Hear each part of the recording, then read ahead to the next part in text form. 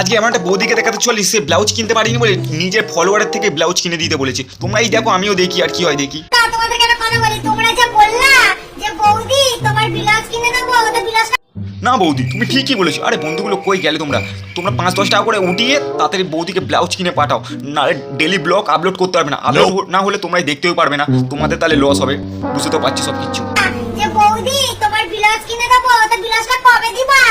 না না বৌদি, সবাইকে আমি বলে দিচ্ছি, ঘর থেকে 5-10 টাকা করে উঠিয়ে তোমার জন্য অ্যামাজন জঙ্গল থেকে অর্ডার করতে বলেছি। ব্লাউজটা কালকের মধ্যে এসে যাবে অ্যামাজন জঙ্গল থেকে ব্লাউজটা তোমার। খুশি তো এবার? কবে দিবা?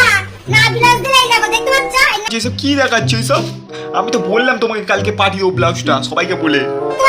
নাইটি পরে ভিডিও বানাবো, শাড়ি আর পরবো না। না বৌদি, আমি দেখতে পাচ্ছি না, তাই জন্য তো আমি তোমাকে ব্লাউজ কিনে দিচ্ছি না।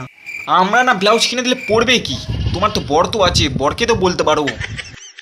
शर्म करो, भगवान से डरो, भोसड़ी वालों, भगवान से डरो।